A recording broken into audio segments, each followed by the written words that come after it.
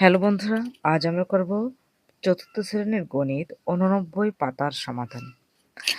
আমরা যৌগিক সংখ্যাকে গুণনীয়ক হিসাবে মৌলিক সংখ্যায় প্রকাশ করতে পারি, যাদেরকে মৌলিক গুণনীয়ক বলা হয়। উদাহরণ 10কে ভাঙলে কত হয়? 2 এবং 5। আবার 12কে ভাঙলে হয় 2 গুণ 2 গুণ 3। আবার 20কে ভাঙলে 2 গুণ 2 5।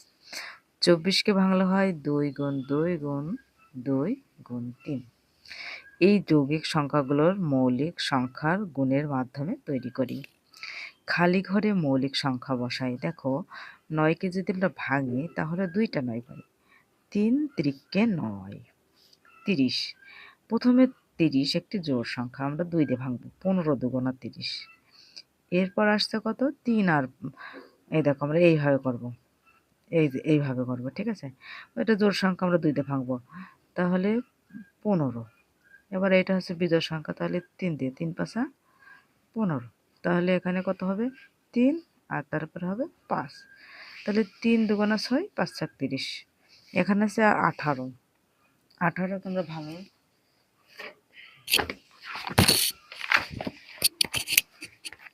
18, এই যে 18কে আমরা ঠিক এইভাবে ভাঙবো।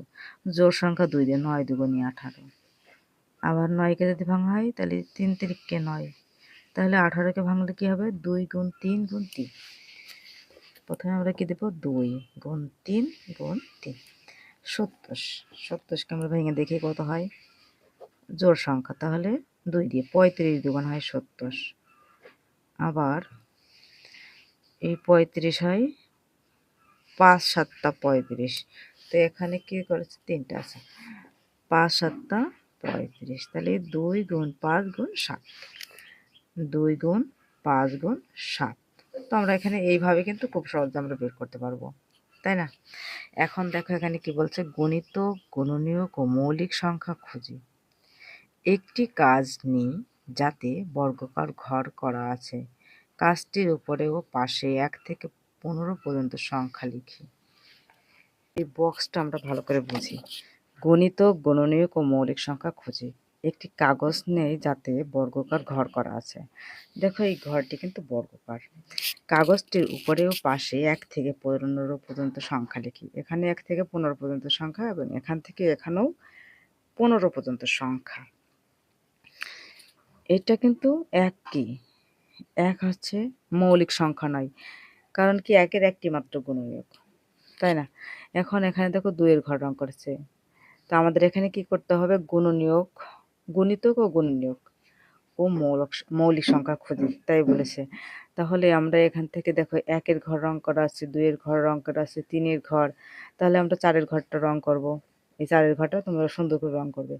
এবারে 5 এর ঘরটা রং করতে হবে, 6 এর ঘরটাও রং করব, 7 এর ঘর, 8 এর ঘর রং করতে হবে, 9 এর ঘর, 10 এর ঘর, 11 এর ঘর, 12 এর ঘর, 13 এর ঘর, 14 এর ঘর, 15 এর ঘর। এই ঘরগুলো আমরা রং করলাম। এখন এই যে এখানে হচ্ছে তাহলে 4 এর মৌলিক, 4কে যদি আমরা ভাঙি তাহলে কোন সংখ্যাগুলো পাই? প্রথমে পাবো 1, তারপরে 2, তারপরে কত? 4। আবার 5কে ভাঙলে কত পাবো? 1 পাবো আর 5 পাবো।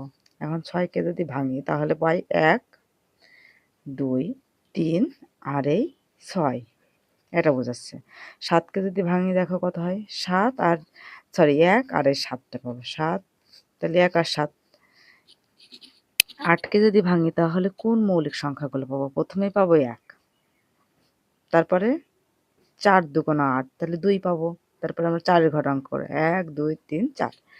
এই যে এই ঘরটা রং করব।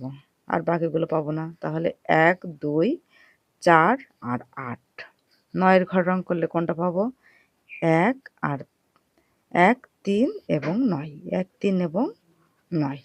10 এর ঘর রং করলে কোন ঘরগুলো রং করতে হবে? প্রথমেই 1।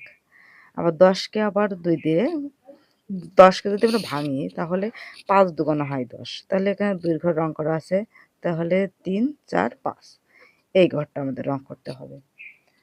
এইবার 11, তাহলে 11 একটি মৌলিক সংখ্যা। তাহলে 1 আর 11 ছাড়া অন্য কোনো সংখ্যা এখানে হচ্ছে না।